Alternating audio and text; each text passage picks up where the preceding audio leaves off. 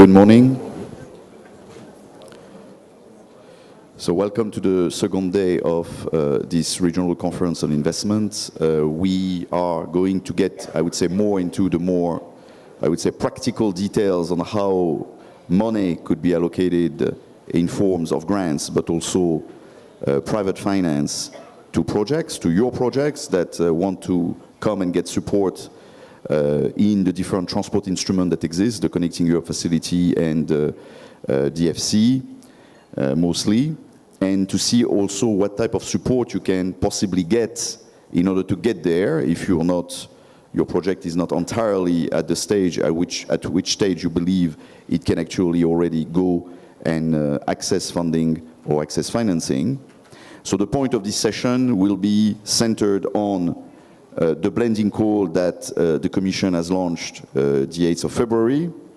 This blending call is, I would say, the main innovation of the Connecting Europe Facility implementation for the period 2014-2020. It's not something that we foresaw at the beginning of the implementation period to do systematically, but of course the creation of the European Fund for Strategic Investments, the launch of the Juncker Plan, the Investment Plan for Europe, and the early results of the plan that have been to a large extent promising, but at the same time needs to be maybe enhanced and more systematized, led us to believe that actually there was a case in transport to try to use the grant budget of the Connecting Europe Facility in a more innovative way and try to combine it, to marry it in the appropriate manner with the support that can be generated from private finance, mostly from the European Fund for Strategic Investments, but in certain cases not only, as we are trying as much as possible to rally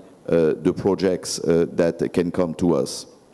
So for this session, we will have a bit of a replay of the information that was given in different occasions by the European Commission and the Executive Agency, and also the European Investment Advisory Hub that is at the European Investment Bank, in order to provide you with a full picture and maybe take some of your questions and address some of the issues that may raise during the discussion on this panel, in order to try to tease out the differences, but tease out also the opportunities and where to turn, in particular, in a more practical way, in case you have questions, in order to help you prepare an application if you wish to indeed try your luck and apply in the context of this blending call. The first deadline will be the 14th of July 2017.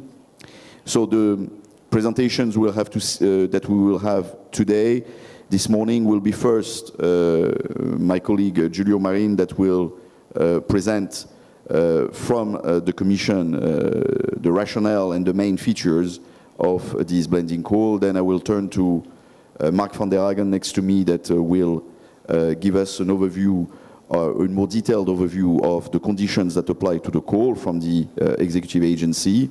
And then I'll ask Mark to give us the view from the Advisory Hub. All this to try to give you, I would say, the more complete picture in case you have a project and you would like how you can first apply, whether it is for you, then how you can apply, and then if it is for you, you have a project that you believe can fall within the conditions of the blending call, that can satisfy the eligibility criteria that are put forward, then if there is an additional support that you may need, where you can actually get it. So without spending too much time in introduction, let's turn first to Giulio for the presentation on the rationale of the blending call. Please, Giulio. Many thanks, Stefan. I try to be rather practical. I will lead through the main principle novelties that has been introduced within this blending call. I must say also the blending call is a new idea that has been conceived together with our colleagues of the European Investment Bank. We have spent a long time to develop the idea, so I think there is quite a prize to them as well. And we have been through an approval to the member state in December. So what I'm presenting is an approach that has been fully agreed and voted by the member states. And finally, we went through this publication of the call on the early February. So shortly on the rationale of blending, I think this is a topic that has been touched yesterday many times by many speakers. While the rationale is rather straightforward, transport projects in particular have sometimes issue in closing financing, while it is well recognized that the transport projects have very high economic value and social value. In that case, well, a layer of grant, of course, can help those projects to reach financial viability, provided, of course, that those projects remain strong in economic sense and social sense. So blending has been defined in many different ways, so now it's becoming a word that is used in a different direction. And in a sense, in the context of the call, of the CEF blending call, blending is a combination of grants that come from the EU budget, from the CEF budget, with financing from public or private financial institution, and in particular through the European Investment Bank. And again, when possible, this financing comes through FC, which is for us in a way an added value, because FC is, well, the fact that an FC approval is given to a project is somehow a test of added value in financial terms, and well, in a way also is the capacity of a project to attract private financing. So attracting private financing is the overall goal of the blending call. Is not going to happen project by project, but overall, the overall objective of the call is, of course, to shift from public-public to public-private. The budget, we have allocated 1 billion grant to the blending call. This budget were initially allocated by the co-legislators to the purpose of financial instrument, has been transferred to a budget that can be used in the form of pure grants. So there is a distinction, of course, that has been made in terms of objective. 700 million will be to the more classical project of the CEF, the cross-border and project with cross-border impact, and to remove bottleneck. We have allocate 150 million to the innovation and safe and safety and safe infrastructure, and 150 million for the horizontal priority like CESAR, Motorway of the Sea, and the rest, Urban Node, for example. As you see, there are many aspects of the blending call which are rather similar to a normal call. We are using what is called general envelope. So the co-funding rate is as for a conventional call. Well, as you know, in general, the co-funding rate is 20% for normal project, but it can go up to 30%. Or even 12 for the project which has, well, removing bottleneck and the cross-border, but it can also go up to 50 for a very special priority like ERTMS. Is quite a generous co-funding rate, but of course is not as generous as the one under the cohesion envelope. So again, I try to highlight here the difference within, because I think most of you are familiar with what we call a conventional call. So we have agreed to set a threshold, a minimum threshold. This is a threshold for the project cost, and the minimum will be set at 10 million. This is an important aspect, it's an eligibility criteria, so we can only assess projects that are exceeding this 10 million minimum threshold. Because we are looking for project generating revenue, we can only finance work, we cannot finance studies like in the past. We have streamlined the criteria for selection, and I think Mark will go a bit more in detail on this. And as well, we have streamlined what we call the cost-benefit analysis, which is becoming more and more an important pillar of our assessment. And in particular, we have a streamlined way of assessing funding gap. I come here to the core of the novelty. I mean, we are looking for projects combining with the financial institution support. In this respect, we are, as a requirement, asking the promoter, the applicant, to come to us with a letter of support from a public or private financial institution. This letter of support is to be attached to the application. The letter of support will have, the idea of the letter of support is to provide an indication of the financial readiness of this project, which is not and is different from the bankability in the sense that the project would not need to be closed at the time of the application, but it would need to prove that in a reasonable time financial closure could be achieved. And that is going to be assessed during the evaluation and will be part of the 4 important criteria to evaluate project, and will have an impact on maturity, of course. I come to the third and quite important differentiation between a normal call and a blending call. The disbursement of grants, so the payment, will only happen after financial closure.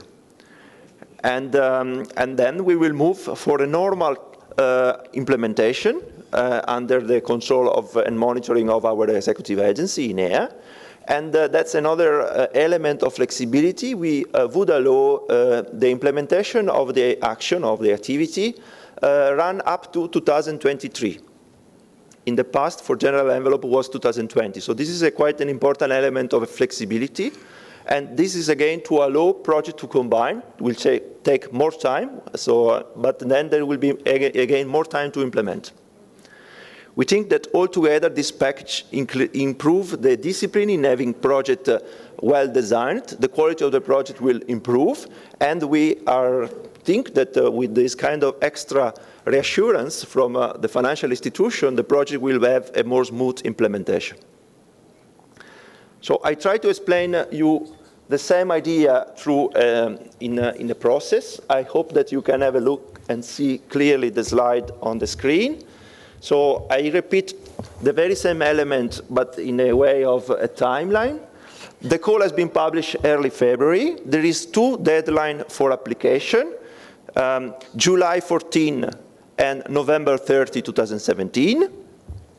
During this time that you, as applicant, you will need to engage with those financial institutions. It can be DAB, can be a national promotional bank, or can be a commercial bank, depend on, and then I will expose this part in particularity, depend on the nature of the project.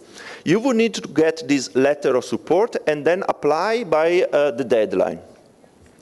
The letter of support is going to be assessed first and foremost on the eligibility aspect, so the presence of the letter is an essential element, but then again also on the content-wise. So the evaluation will run like a normal project. All the aspects of the project will be evaluated, including, and in particular, the EU added value, the economic value, making use of the cost-benefit analysis. Of course, we are also looking at the compliance with the EU legislation, and we are looking at, for example, at the environment aspects. But again, and that is new, we are looking at this aspect, which is the financial readiness. Will have been assessed under maturity. By the time of the end of the evaluation is expected to happen by the time of December. So in a few months, our agency, which is quite effective in this, will be able to give an indication in the form of a selection criteria, selection decision, to which project are proposed to get the grant. We go for a normal sort of comitology assessment, so member states will need to give a view on this list of selected projects, and then we will come with a decision from the Commission. So by December, project will have an understanding that there is a decision from the Commission, which endorsed by member states, that confirm that a certain level of grant, up to a certain level, will be entrusted to the project. Then we have the normal time to go to grant agreement, which is the contract between the Commission and the applicant and the promoter. The normal time is 9 months from the time of submission. And then we have this conditionality. From the time of the grant agreement, the promoter has 12 months to come to financial closure. Full financial closure implies that the full amount and the full cost of the project will need to be financed by the financial institution that, for example, provide a letter, but it can be, of course, complemented by other financial institutions, grant from the government or other kind of financing, and as well own resources. And then, as I mentioned to you, till 2023, there is time to implement the project, and the payment will come accordingly. So a bit more detail on those aspects. What is this financial readiness? Well, financial readiness is basically based on this idea of having a letter of support from one or, in the case, several financial institutions when it's appropriate. That, of course, is an added value. And this letter of support will need to put or to provide to us some evidence on the quality of the project in terms of financing, of course. And here there is a distinction that we have made, and that is not a differentiation in the quality of the letter, but is in differentiation that depend on the nature of the project. So for all transactions, this letter of support would need to give evidence. So the bank or the financial institution would need to go through the documentation, which is to be submitted by the promoter, and give a view about this documentation, and give also an indication about the volume of financing that this bank would be ready to provide to the project under, of course, a number of conditions which the bank can highlight. And most importantly, this letter would need to make clear in the timeline to financial closure. So, of course, this is a prediction. I mean, the bank cannot commit on it, but it would need to give an indication about the deadline or the expected deadline to come to close the financing package of this project. For the PPP concession, the level of evidence is different. At the time of submission, and in particular for early stage PPP, banks are not fully committed into the process, so the level of evidence is different, and the kind of documentation is different.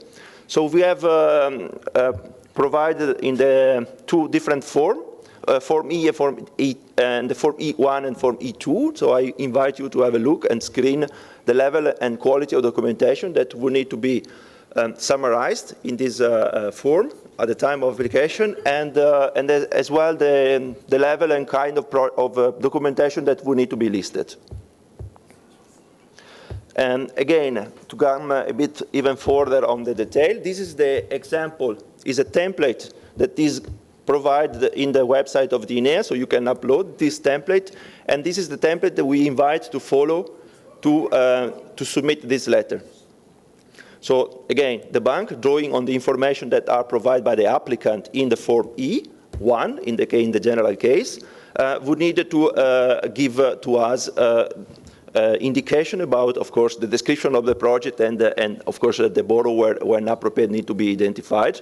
But most important, the bank will need to highlight the stage of approval, the conditionality to get to financial closure, and expected timeline to reach financial closure.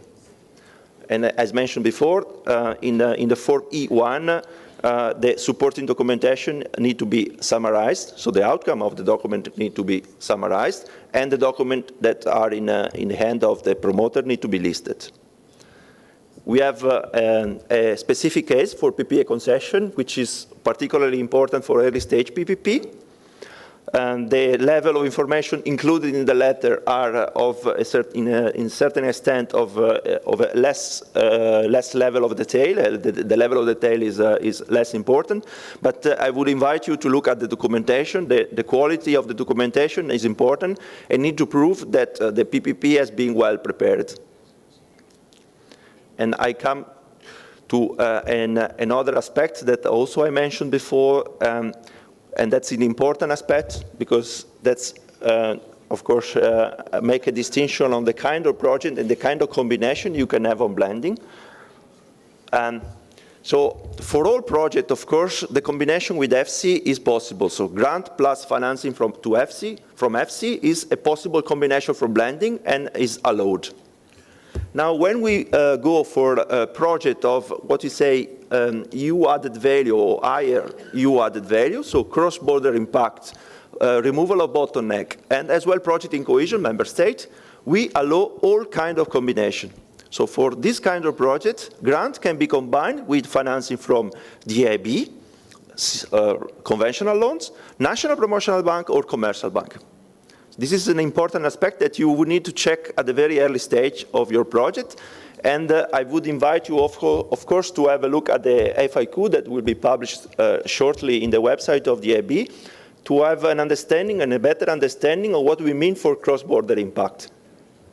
For sake of clarity, and of course, because we don't have any purpose to crowd out the private sector, at the time of closure, even if you got an approval from the EIB board and the EFSI investment committee, the promoter is not obliged to pursue financial closure with the European Investment Bank or with any other bank, and they can decide to go for a different financing institution.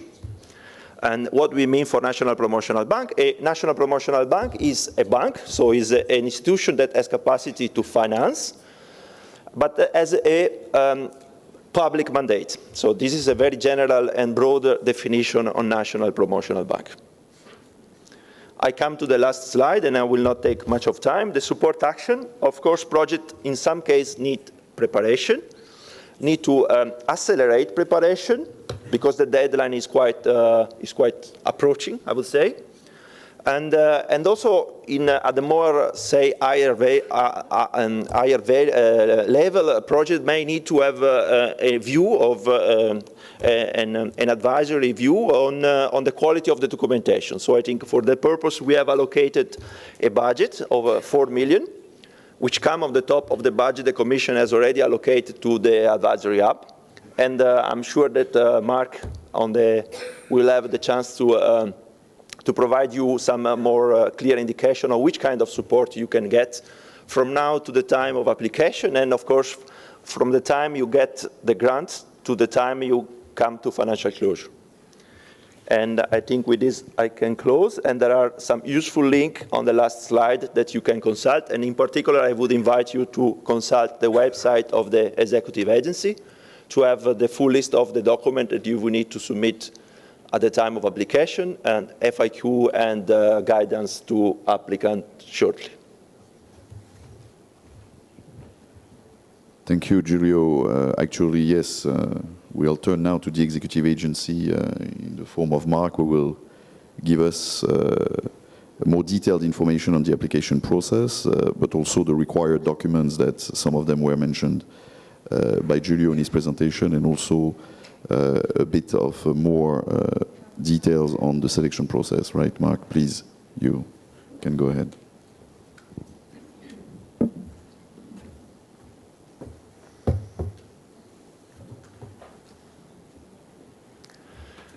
Good morning, ladies and gentlemen.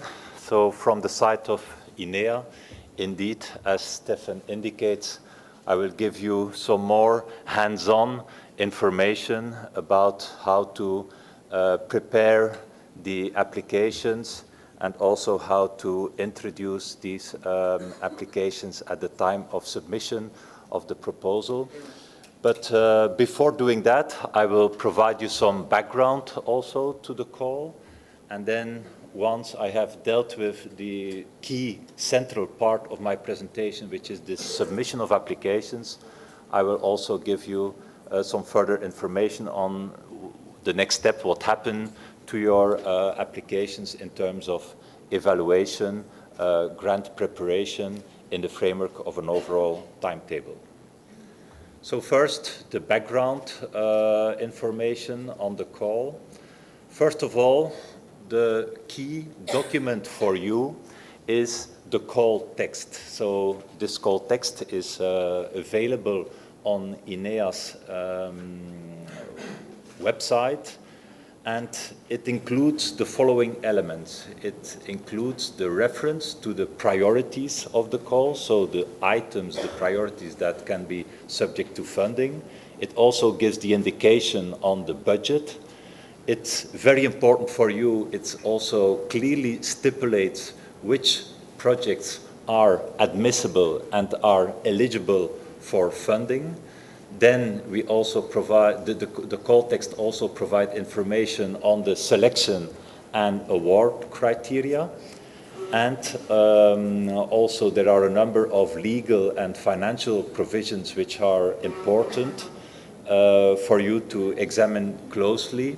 Also, the procedure for the submission of proposals is laid out therein, and indeed also the timetable. So this is a very important reference document for you, which you need to really examine very closely in the framework of the preparation of your applications.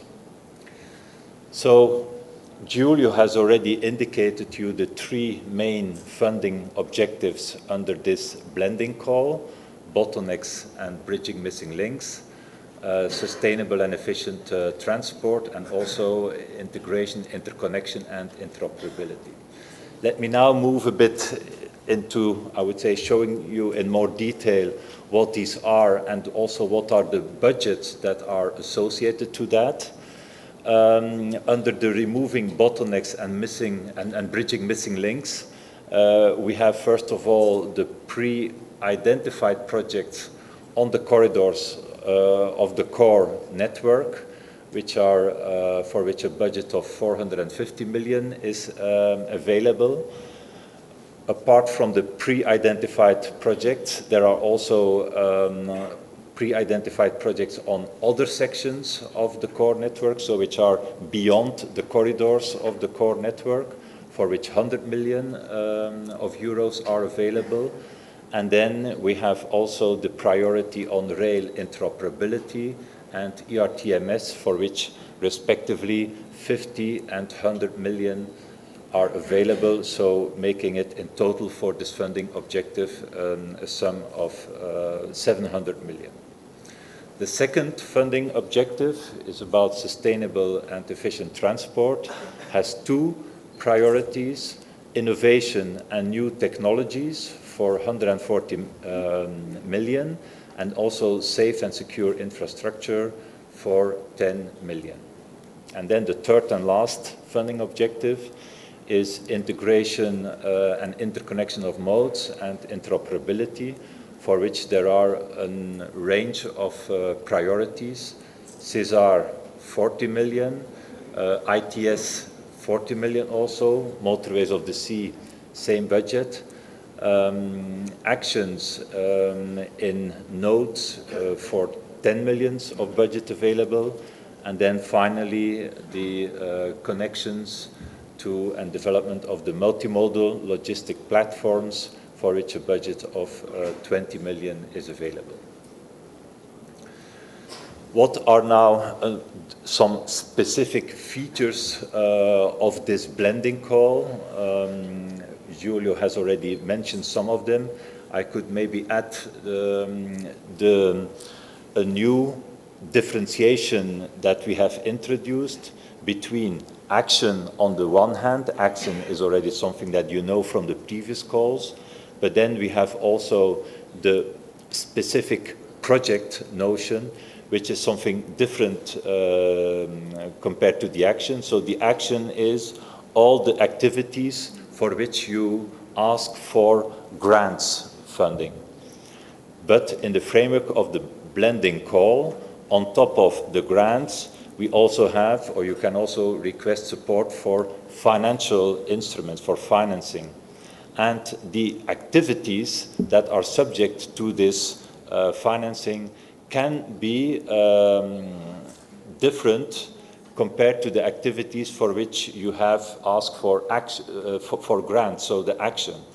So therefore, we need to have two notions. Actions is everything which is subject to grants, and if you want additional activities for which you ask no grants but ask support from financial instruments, all these activities are then captured by this notion of projects. So this distinction is also very important and to have in mind when you prepare the information on the, for your submission of your applications. As indicated by Giulio, only works this time, so please bear in mind no studies are eligible under the blending call. The start of the eligibility of the actions is at the start of the date of submission of your application, and then running until the 31st of December of 2023. There's also specific ceilings. They are laid out in chapter 12 of the work program. And also, please bear in mind that indeed this is a general call. This is not, there is no cohesion call under the blending, and which means that the rate of 85% is not applicable in the framework of the blending. So Giulio has indicated which are the rates of co-funding that are applicable in the framework of the blending call. Also, size of the action is important. Indeed, definitely in excess of 10 million of eligible costs, and for projects which are subject to the requirement of FC approval, there the minimum budget for eligible actions is, or the minimum project size is 25 million euros. So to continue, there's a lot of emphasis put in the framework of the blending on the economic viability of your applications. This economic viability is assessed by INEA on the basis of the cost-benefit analysis that you provide. So put really a lot of attention, pay a lot of attention to the cost-benefit analysis. Cost-benefit analysis is not required for certain projects like ERTMS and CESAR, ITS for road, for which we only require a cost-effectiveness analysis. Another element is that the project promoters may, as I indicated, may seek financing for activities which goes beyond the scope of the action, so beyond the activities for which you seek grant money. And there, then, the maturity of the project is measured, which is an award criteria applied by INEA, is measured and takes into account the perspective of coming to full financial closure with a private investor, which can be reached 12 months after the signature of the grant agreement. So this is the background of the call. Let me now move to the central part of my presentation, which is about the submission of your applications.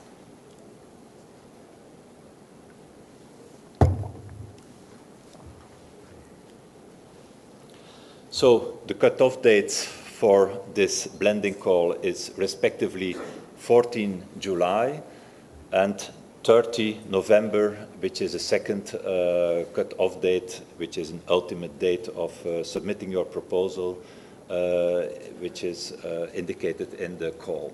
But I would say your first target is indeed the 14th of July.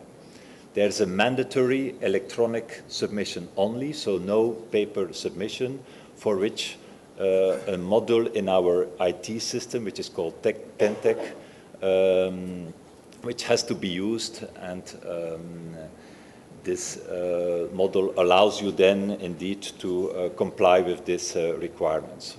All application forms and access to the TenTech e-submission module are available via the INEA webpage. In terms of forms that you have to fill in, we have 5 forms. The part A provides information on the main characteristics of the proposal. Part B provides information on administrative information. Part C is about information on compliance with EU law. And Part D, which is the most substantial part, is about technical and financial information on your proposal.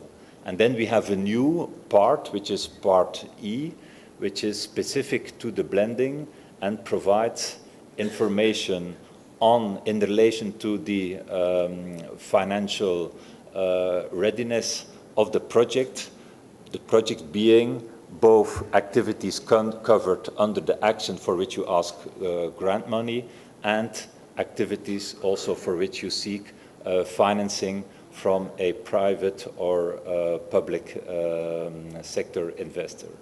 And also the letters of support are also need to be submitted in this context.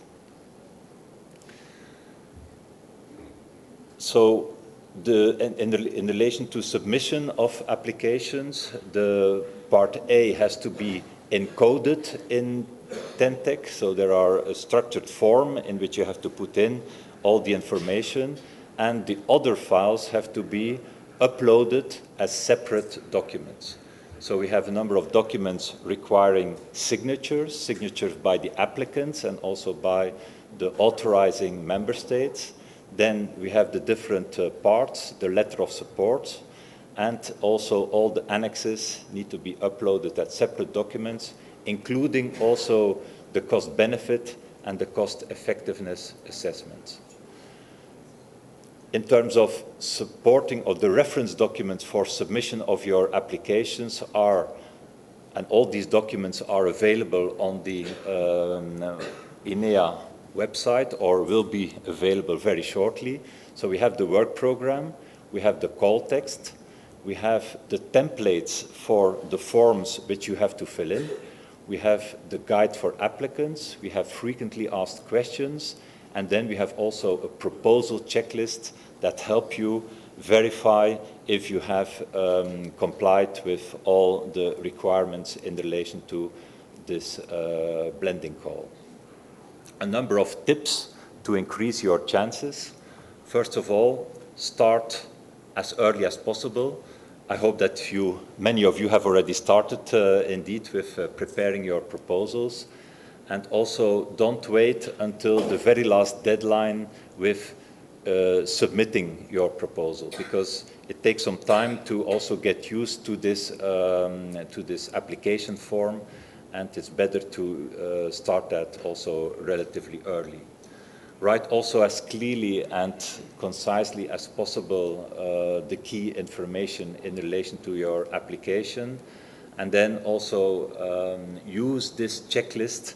We have produced it on the basis of a long experience of evaluation, so I'm sure this is very valuable also to you for the purpose of preparing your proposals. So these are, I would say, some key elements to take into account when submitting and preparing your applications. Once we have received the application, INEA also starts then the evaluation of the proposals. There are a number of principles on which this evaluation is based: the principle of objectivity, equal treatment, and transparency. So we are having clear criteria, eligibility, selection, and award criteria on which the proposals are evaluated. All proposals are evaluated in the same way, according to the same criteria. And then, after the evaluation, we also provide feedback to the applicants on the outcome of the evaluation. What are then the different steps in evaluation? First, we do preliminary checks to verify the admissibility and the eligibility of the proposals. Then we organize an external evaluations by external experts. And the third step is the internal evaluation and selection of proposals on the basis of the information which is provided through the external evaluation, and of course also on the basis of the information which is contained in the proposals. We of course also verify compliance of your proposals with the relevant EU legislation. What are now the criteria for this external evaluation? The first one is relevance, second one is maturity, the third one is impact, and the fourth one is quality. The maturity evaluation also looks into this aspect of financial readiness, and the impact criterion also looks into the aspect of the cost-benefit analysis, which is also a feature that is taken into account in the overall assessment of your proposals. Then we have after the external evaluation, there is an internal evaluation process, which has already been largely explained by Giulio, so I will not go into detail on that. And then there is the final selection, which is linked to the, I would say, internal decision-making of the Commission before a final decision is taken. After that evaluation process, then there is for the selected proposals the grant preparation process. There is no negotiation. It is the proposal are, I would say, are taken on the basis of what is proposed by the applicants, and the signature is at the latest 9 months after after the cutoff date, so after the in our case after the 14th of July. In relation to the grant preparation, there are some specificities on the blending call which have already been indicated also by Giulio. So I will not go into detail on that. Maybe finalizing with the overall timetable, which is so the 14th of July, which is your target date. Evaluation of proposals, we will do that in the period July-November. In December, we will consult the member states will be consulted. The selection decision is foreseen for January. Information to applicants also in January, and then with a time to grant, which is foreseen for April 2018. Thank you very much for your attention.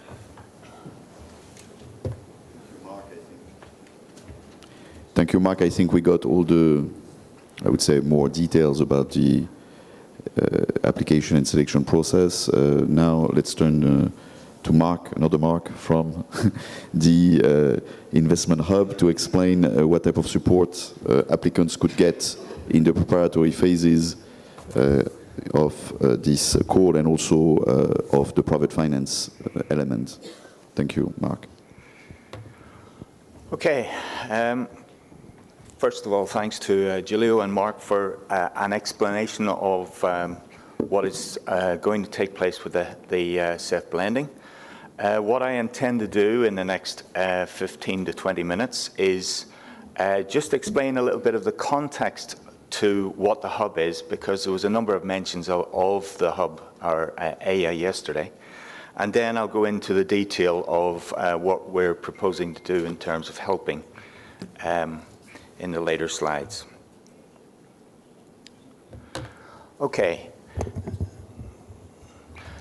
Just by way of context, as I said, or background, the EIA, or the hub, was created as part of the Investment Plan for Europe. Now, the Investment Plan for Europe, as Commissioner Bulc and a number of other speakers yesterday said, has 3 pillars. The first pillar is the mobilizing of additional financing, and one of the key elements of that is the FC fund, and you can see that CEF blending is trying to see itself as a route into that, or into the development of that further. Then we have the second pillar, which is about supporting investment in the economy. And then we had the third pillar, which again was the subject of quite a lot of discussion yesterday, and that was about creating an investment-friendly environment, which for many people is about regulation, cutting back regulation, but it's also about capacity building. Now, the hub itself was set up as part of Pillar 2. That is, that it's about supporting investment in the real economy. Okay. Now, when we were first set up, we were given a number of activities to do, but as you can see, there are 4 key streams of activities that we were involved in. There was a development of an open forum or a website through which anybody and everybody could come forward with requests that could potentially end up as investable projects. Then we had a second work stream, which has become more and more apparent, and it has become more and more critical to the development of the investment plan for Europe, and that is that we became aware of a number of channels where investable projects were being developed, but they hadn't quite hit the point where they were financeable or investable, or there was something missing. So this was a second work stream that we were involved in. The third work stream is about local presence, and that in essence sort of takes us to the border between that first pillar and the second pillar. And it's about capacity building, helping member states develop the capacity to deal with financial instruments, to deal with EFSI, and to deal with public-private partnerships in greater volume. So you can see that Pillar 3 is important to Pillar 2, which is important to Pillar 1. It's important that we are able to develop all of that if we're going to hit the targets that we want to hit in terms of investment, the investment plan for Europe. And, you know, as Commissioner Bulc said yesterday, it's, you know, we live in a global society, and it's very important for Europe to be competitive. Okay. I'll not spend too much time on this, just to say that the impetus for setting up the hub and for setting up the EFSI funds and all the work that goes into safe blending as well as the financial instruments, that impetus continues, and in fact it's going to become more focused as we move forward, because again, as the Commissioner and many other speakers said yesterday, there is a shortage, or there is fewer. We're going to have to do more with less resource. So it's important that we take all of these on board, and it's important that safe blending becomes one of those successful vehicles by which we move forward within Europe. And that's why, in essence, the hub and the bank started to get involved in working with MOVE and ENEA in trying to develop and plan for a successful safe blending call. And as Giulio said, we've been working with the other two for the last 6 months, trying to get to a situation where we have a blending call that makes sense, that from a policy point of view and makes sense from a practical point of view, and can attract people and bidders to move forward and to participate in the programme. I would say one of the things I would say, just before I move into the detail of how we propose to help, is that it's a bold move by DG MOVE. It's exciting, but you have to be aware that it's new. It's not new just for DG MOVE. It's new for a lot of us. And as you've seen from the first two presentations, it is complicated. We're moving into a new area, and as a result of that, there was the need for collaboration across a number of organisations. Okay, so the offer. What are we within the hub trying to offer in order to help this move forward? Well, what you see in the slide is essentially what we're trying to offer. There's high-level advice on existing project documentation. There's identification of major gaps. There's advice on terms of reference. And post-call, although these details haven't been properly agreed as yet, we're looking at providing high-level advice on project implementation and, again, advice on terms of reference. Now, what does that mean, really? Well, in the last 3 to 4 weeks, we've already started to get some requests coming in. And what you see in this slide is a couple of examples. You can see, and it ties in with what Mark has said, that there's a range of activities, a range of sectors within the transport sector, or subsectors, that we are having to help. We're looking at providing that high-level advice. We're looking to provide reviews of CBA methodology. We're also helping on financial, providing advice on financial structuring. So it's coming through. We're learning as we're going. There's no doubt about that.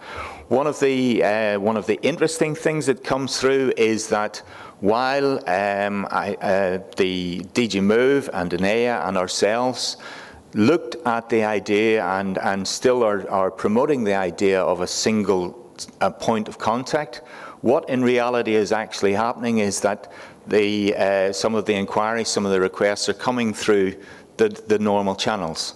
So my lending colleagues are receiving the request, and it's coming through to myself, the technical advisory people, the Jaspers teams who are out there in the field, particularly here in the cohesion states. They're already working on some of these potential projects, mainly because they were already ESIF or ERDF potential funding projects. So this is one thing that we're learning as we move forward. The fact that we will have a single point of contact, and all of this will come into a single area, and we're making ourselves, each of us are making ourselves aware of what is coming through, but it is coming from different angles.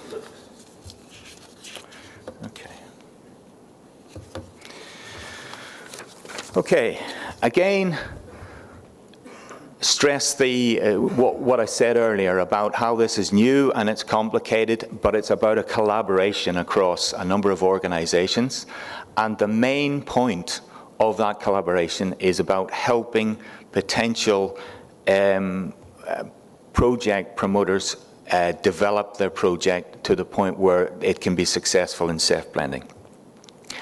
Having said that, again, as the speakers yesterday and Mark again today said, we have to be aware that there's a time scale here, and therefore that the projects that come through need to be reasonably mature. Now, I would say before I go much further in this slide, that those that are not mature, we will still see as hub requests, and we will still help them develop the project, but that cannot guarantee them as a success in the safe blending if they're not at that point of maturity. So, as I said earlier, there are limits to what we can do in terms of helping. We can't provide funding for human resources. We can't substitute, and you've already seen what INEA are proposing to do for you. We can't complete grant application forms. That suggests that a project isn't particularly mature if you don't know how to fill in the grant application forms, but we can help clarify them alongside our colleagues in MOVE and INEA. Okay. So just a very simple slide. I see I'm running out of time here, on how will this support be provided. And it's just to let you know that there's a dedicated team. They will be supported by a range of experts and specialist consultants. And I think that in the project development discussions yesterday, there was one or two of the experts involved there. I've stressed a number of times that this is new, it's exciting, and it's about a collaboration, and it's therefore in close cooperation with INEA and DG Move. And longer term, the intention is that there will be further support provided where necessary to successful applicants. Now, final slide but one is just again a simple reminder that in order for us to help you, you need to help us. And in order for you to help us, you need to have a bare minimum of information. This is a sort of a lesson that we've learned, not so much from CEF Blending, but from the general work within the hub. We need a minimum of information before we can start to understand what it is you're doing, what it is you're attempting to do, and how best we can help you. And what the slide does is just provide you with a general explanation of the minimum information that the hub needs in order to help you move forward. Don't confuse this, however, with the INEA checklist, which refers directly to what you need in the application for CEF Blending. And finally, some contact details. Thank you very much. Thank you, Mark. So the hub plays, of course, a key role in the implementation of the investment plan for Europe, and therefore, in the context of this blending call, we have quite naturally turned to the hub to provide the support to potential applicants, but of course the hub's activities go much beyond the call blending, and therefore in that context it is clear that the hub will be able to treat all your requests, whether or not projects are ready or mature enough to go towards the application to the call blending, and therefore it may appear in your contact with the hub that actually there are other programs, other EU programs, or other lending opportunities that are more appropriate for your project. So it's important that you approach the hub without any preconception or necessarily, I would say, a final view of where you want to end, because one of the added value of the hub is that they are supposed to indeed help you and guide you through, I would say, sometimes the complicated maze of EU programs and opportunities also of the investment plan for Europe, and therefore propose to you the best possible, I would say, offer or opportunity for financing your project. So we are done with our presentation on our side. I mean, now let's try to have, I would say, a more interactive session, because of course the point of this session here is to try to see how you perceive this blending call, whether you have questions, first of all, clarifications, things that are not clear, that was explained just now in this session, or comments, or I would say already considerations that you would like to bring to our attention, as it was, I think, pretty clear from the presentations that you just saw. It is very similar to what we have done in the past, but it's also radically different in many ways, and the combination of the similar and traditional and I would say very I would say usual and the radically different may be a bit unsettling, and this is why we believe we are here to really try to answer and tease out, I would say, those elements that may give you discomfort in order to try to address them now. So I turn to the audience. Are there questions or comments or considerations you would like to bring to the attention? Yes, I see here. Sorry, I have the microphone. Sorry. My name is Laszlo Bajan. I'm coming from Budapest, from the Ministry of National Development. I'm sorry to ask you, but could you please give us a clear clarification on the number, on the most important number? Here I could all the time listen to and hear that the amount of the CEF blending is €1 billion. I just called today in the morning our transport attaché in Brussels, I myself used to be the transport attaché some years ago in Brussels. And I asked her about the number.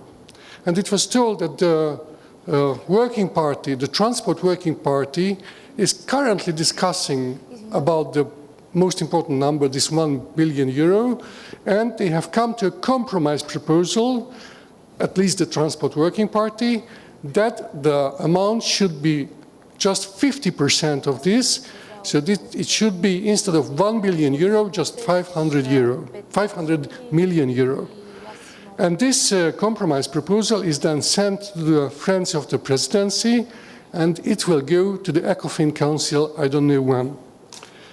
Could you please confirm that, and could you please then give an exact amount that we can really rely on? And if the case is really that the amount could be just 50% of the amount that you have mentioned, then what about the subtotals that you have mentioned for Focus 1, Focus 2, Focus 3? Because then it might be the case that we are on a wrong track. I think it's absolutely important to have a clear picture on that for all of us here. Thank you very much. Thank you. Yes. No, I mean, the call is 1 billion euros. What is being discussed in the working party has nothing to do with it. I mean, it has something to do with it, but has nothing to do with the call as it is right now. The call has been launched with 1 billion euros and nothing changes. We are implementing the budget. There is 1 billion euro on the table. We have launched the call with 1 billion euros. No discussions in the working party in the council can actually change that. What is being discussed in the working party in the council is an amendment to the Connecting Europe Facility regulation itself that establish for the future, not concerning this call, but for the future, the possibility of using another form of blending, because blending can be done in many different ways. We are attempting right now to do it through a blending call, but blending can be done in many different ways. And what the discussions are right now with the member states and the European Parliament is about alternative forms of blending, on which, of course, the Council is playing with different amounts. But this has nothing to do with what is on the table today, what we are discussing today, which is the blending call. This is in no way impacted by those discussions that are just being held for the future of blending and how this could be implemented in the future. So I can be quite categorical. The 1 billion are 1 billion, and there will be no change to this figure. Other questions? Thank you very much for that. It was extremely important. Yes. Okay, hello, my name is Maria Tsankova and I represent an association of local government in Bulgaria. My question is a technical one. You talked about project promoters and you talked about applicants. Is there a difference in the context of the blending call between applicants and project promoters? And second, and related to this, what are the eligibility criteria for applicants? Thank you. Well, I mean, applicants are those who apply, but they can be the project promoter, they can be other entities. I mean, it's left to you how you want to structure the project and who apply at the end of the day. We do not want to disqualify applications on the basis of the identity of those who apply. We take a view on the project that's being submitted, but the actual entity that apply can be a variety of things, can be a variety of entities. It could be indeed also local governments, cities, regional governments, member states, private entities, public entities, quasi-state entities. We don't take a view on that. What we take a view on is the action that is submitted to us that apply for funding, on which everything that was explained to you today is from the point of view of the action that is actually being submitted to us. So do not consider that to be any deterrent for if you have a project, or if you think a good project that could be financed in the context of the blending call. We are not going to make any difference here between the kind of entities that apply in the context of this call. Are there other questions?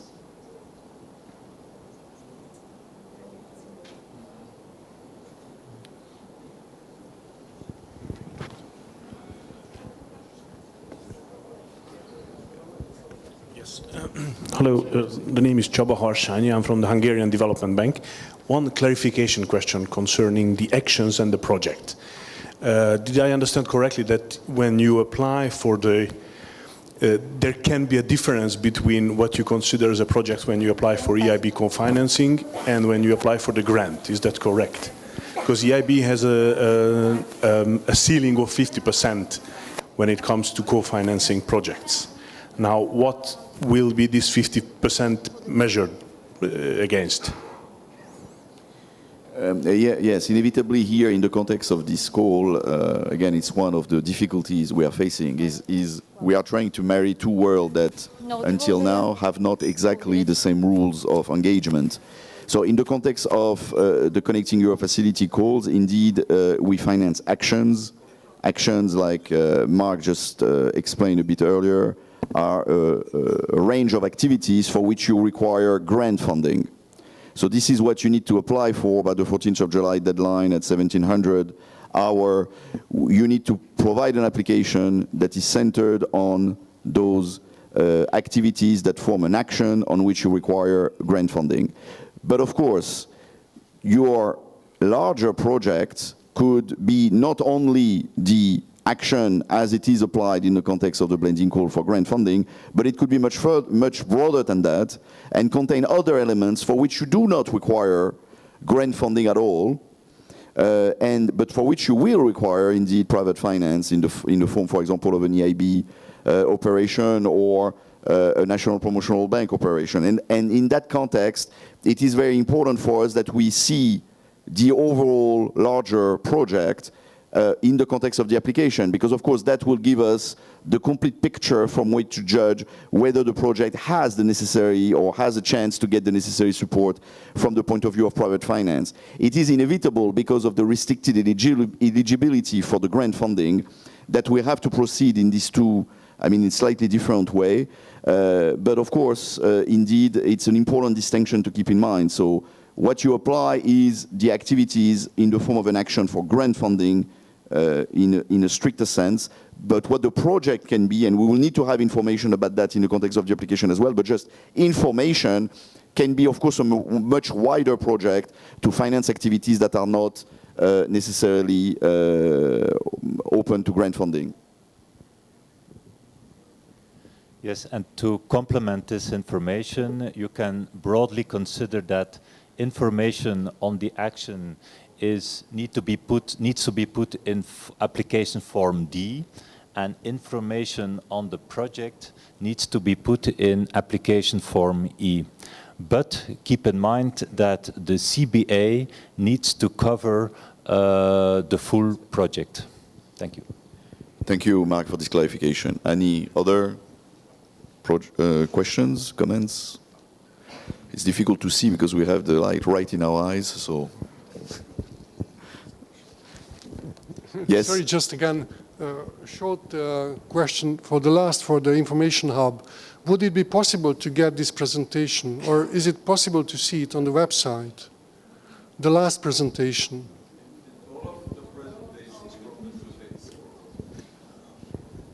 Yeah, the presentation's public knowledge. Yeah, you can have it at any stage. Yeah, all the presentations of this conference will be made available, of course, on the website that we have set up for this conference. Other questions? We still have a bit of time, so don't be shy. It's the moment. If you have something that's bothering you, please bring it to our attention.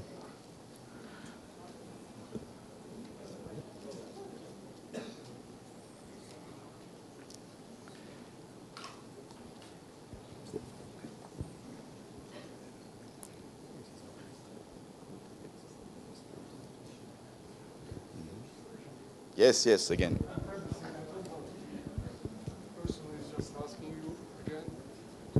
But it's really an opportunity for us to put these questions.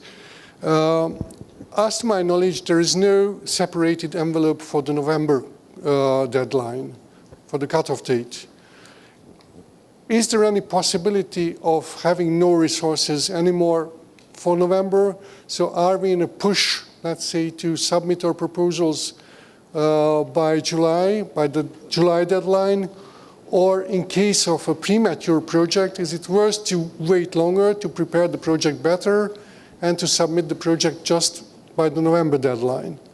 Because it's it's a balance. We have to take into consideration all the risks. Thank you.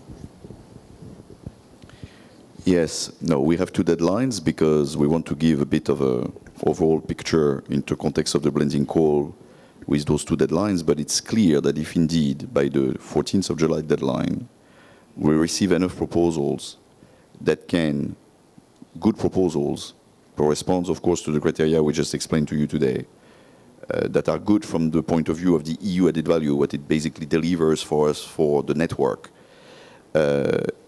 If those proposals absorb the entire 1 billion euro of grant funding by the evaluation that we will conduct in the fall of 2017, well then there will be no money left for the second deadline. So the second deadline will fall. So I have to be very clear. This is how it's being constructed. Now, of course, if we do not find enough good projects, we may be oversubscribed, but if we do not find enough good projects with strong EU added value during the evaluation of the fall 2017, the amount of money that will not be used will then be put for the second deadline of the 30th of November. Now, for the point of view of the project promoter or the applicant, you have to make this calculation yourself. We cannot make it for you. Whether a project is mature enough to apply by the 14th of July or not, or because of what I just said, you want to try your chance, try your luck in any case by the 14th of July, that's a consideration for you to make. We cannot help you there. It depends very much on the project.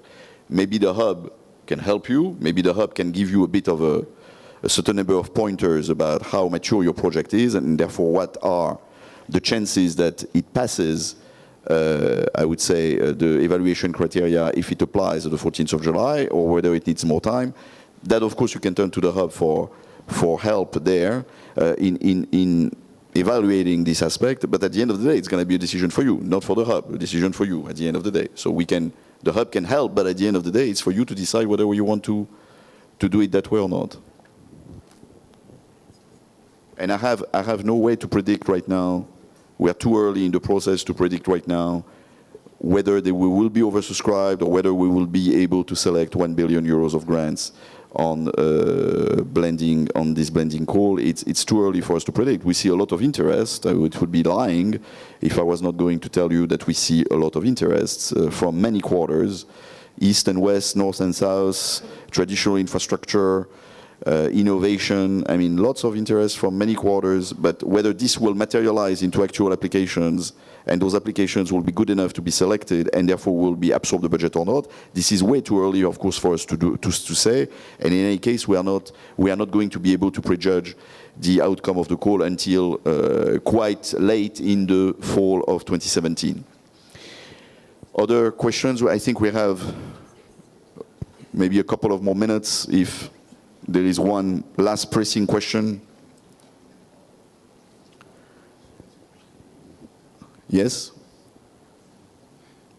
Just Amit Yudan, a promoter of some projects. Just following your last remark, that there is a decision to submit the project maybe for the November call, but when will you make available the information how much funding is actually left? Because we could be in a situation that in October we don't even know yet if we still have a chance, if there is any budget left in November. So isn't the time of November a bit too close in relation to the time that you need to evaluate the projects?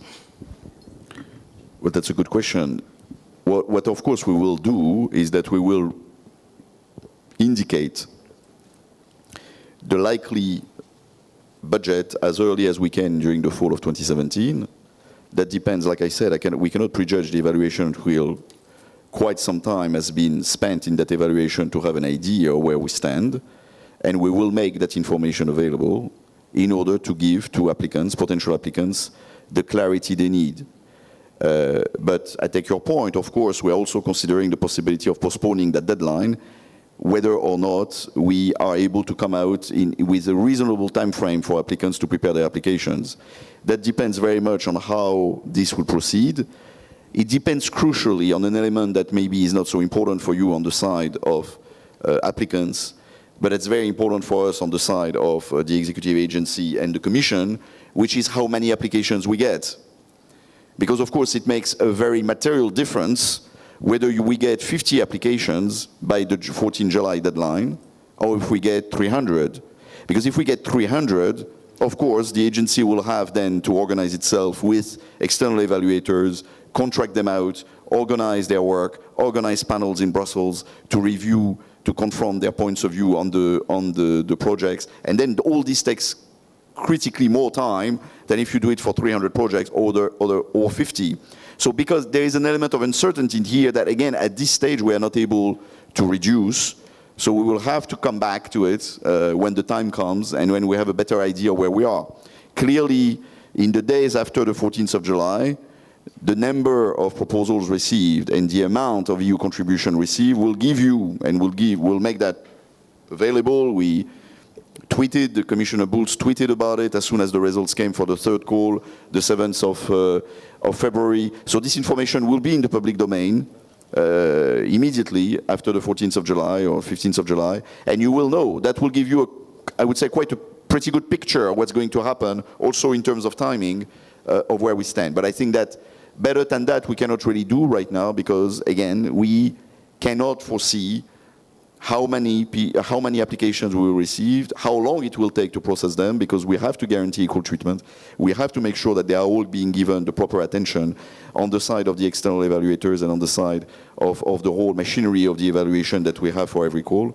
And therefore, there is an uncertainty there that is building in the process that unfortunately we are not able to deal with right now. But of course, we take your point that there might be an issue then for those applicants that may want to apply for the 30th of November deadline, and we'll give due consideration to that and address it when the time comes. Thank you. I think we have indeed managed to address a certain number of concerns and questions that came from you.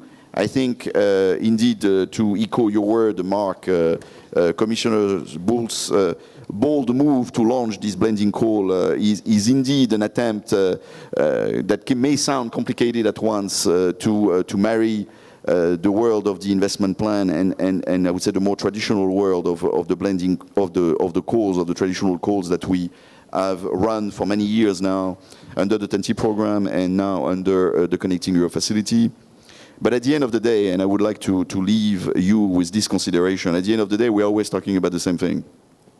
You have a project, it has to be a good project, it has to generate economic and societal benefits. That's where you start.